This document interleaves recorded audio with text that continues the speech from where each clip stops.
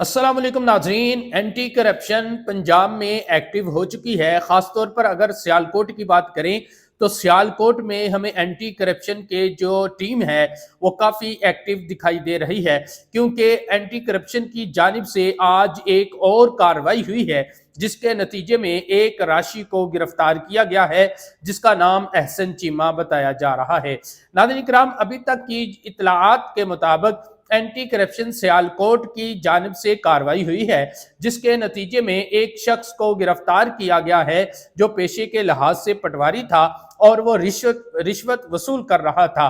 ये 1 लाख रुपया रिश्वत वसूल करते हुए रंगे हाथों उसको गिरफ्तार किया गया है।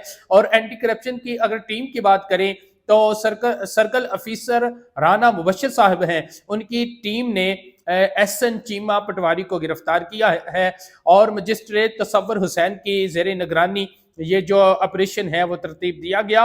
और अभी तक की जो इतलात हैं उसके मुताबिक एहसन चीमा पटवारी को जो 1 लाख रुपया रिश्वत वसूल कर रहा था उसको गिरफ्तार कर लिया गया है। नाज़रीन किराम, ये पिछले चंद दिनों में एंटी करप्शन की सियालकोट के अंदर दूसरी बड़ी कार्रवाई है जिसमें दो जो राशि हैं, दो जो करप्ट पटवारी हैं, उनको गिरफ्तार किया गया है।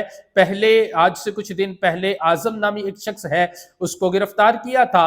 आज दूसरे पटवारी को जिसका नाम अहसन चीमा है उसको गिरफ्तार किया है। पहले आजम को गिरफ्तार किया, अब ये अहसन चीमा है। और अगर पंजाब की बात करें तो चकवाल के अंदर भी एक पटवारी को एंटी करप्शन ने गिरफ्तार किया है।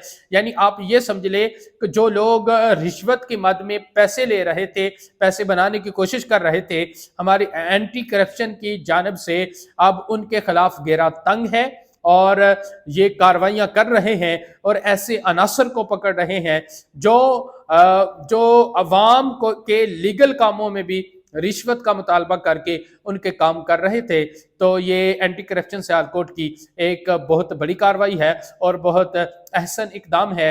अब मजीद देखते हैं इस पर कानून के मुताबिक कार्रवाई होती है और इसको सजा मिलती है या ये केस कहाँ तक जाता है।